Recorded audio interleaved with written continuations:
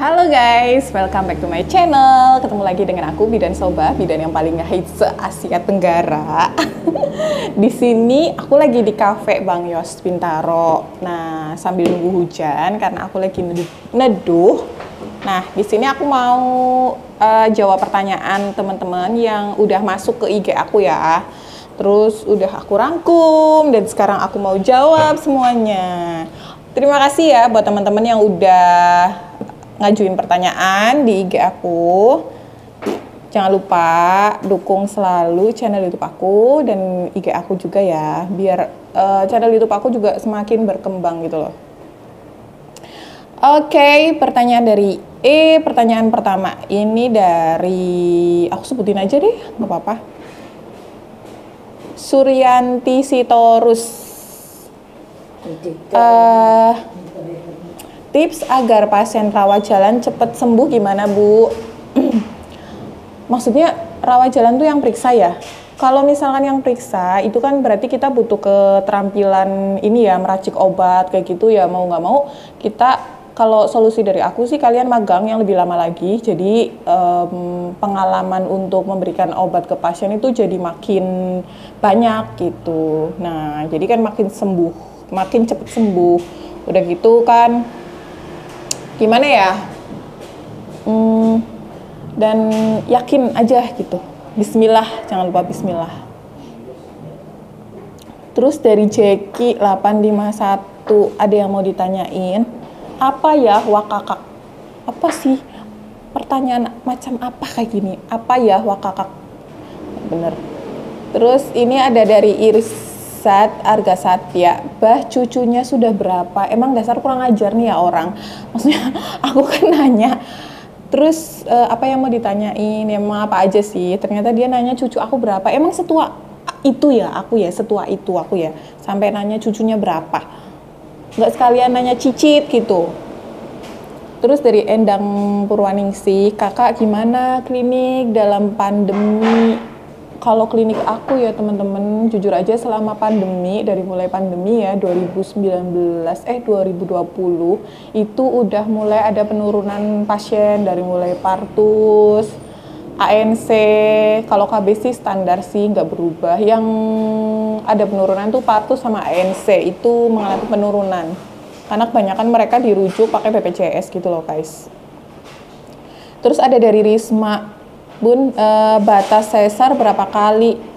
Kalau batas sesar itu ya biasanya sih rata-rata 3 kali ya. Maksudnya 3 kali itu kita konsulkan lagi sama dokter kandungannya. Kalau misalkan dokter kandungannya itu merekomendasikan ya udah nggak apa-apa kok masih bagus, terus diizinkan untuk hamil lagi ya it's okay gitu. Tapi kalau misalkan kalian itu sesar terus jaraknya tuh terlalu deket banget, setahun hamil, ya pasti dokter kandungannya juga nyaranin kalian untuk KB jangka panjang kayak gitu, atau biasanya ya langsung disaranin untuk steril kayak gitu sih rata-rata. Kalau untuk menentukan berapa kalinya, konsultasinya sama dokter kandungan ya. Terus Fitri Marsha, kapan PMB harus S1 kak? Kakak gimana, udah kuliah lagi? Kalau PMB harus S1 itu sebenarnya peraturannya itu akan ditetapkan di tahun 2026, tapi sebagian wilayah itu sudah menerapkan dari sekarang ini gitu loh, udah menerapkan bahwa praktek bidan itu paling enggak udah S1, karena sebagian subscriber aku itu banyak yang DM aku mau ngurus PMB, tapi dia nggak bisa karena dia masih D3, karena harusnya udah S1 gitu. Terus Nagita ya, tipsnya dong kak, gimana membangun rasa percaya masyarakat kepada PMB kita sedangkan kita tidak bekerja. Kalau saran aku ya teman-teman ya, kalau misalkan kita tidak bekerja, berarti kan kita nggak ada kegiatan keluar gitu ya. Kalau menurut aku sih teman-teman tuh, satu, perbanyaklah ikut pelatihan. Kalau misalkan kalian ikut pelatihan tuh kan kelihatannya sibuk gitu ya, dan memang investasi otak gitu loh, investasi diri kalau menurut aku. Jadi ikuti banyak pelatihan, sama ikut aktif di kegiatan IBI. Soalnya kalau misalkan emang ikut kegiatan IBI, udah ikut kegiatan IBI gitu ya, itu biasanya emang kita satu sibuk, kedua kita wawasannya jadi lebih banyak, terus ilmunya jadi nambah. Dan kalau misalkan emang kita di masyarakat emang terlihat kita aktif di kegiatan, pelatihan, terus masyarakat melihat kegiatan kita, nanti lama-lama walaupun kita nggak kerja di rumah sakit atau puskesmas, pasti masyarakat itu langsung percaya gitu loh sama kalian gitu. Jadi saran aku pokoknya kalau yang tidak bekerja dimanapun itu ikut pelatihan sama ikut aktif di kegiatan IBI, itu kuncinya. Jadi nanti masyarakat intinya akan melihat kegiatan kita, terus kita juga pembawaannya juga makin bagus, menerangkannya juga makin bagus ke pasien, ya nanti lama-lama nanti percaya gitu. Nanti 3 lagi nih. Sekarang Ika Liviana, sekarang apakah masih bisa Bu lulusan D3 pengen buka PPM? Yang tadi aku jelasin ya teman-teman, sebagian wilayah itu sudah menerapkan kalau harus S1 kalau mau buka praktek bidan.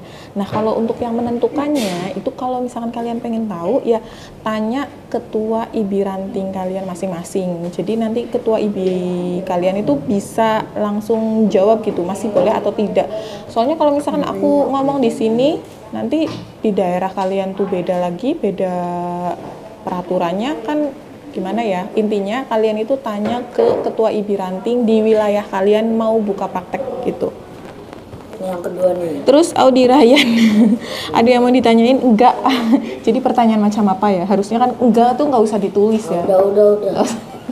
Lanjut. Nggak jelas ya. Suci, ini satu lagi ya, Suci Nurhana. Bu, gimana caranya agar pasien semakin banyak dan kita buka PMB bisa awet lama? Gimana caranya agar pasien semakin banyak? Satu, kalau masih baru banyakin promo, misalkan hamil yang harusnya 100.000 misalkan jadi 50.000. Oh 35 aja. Iya 35.000 kata Fadil. 75. Oh 75. Udah Fadil.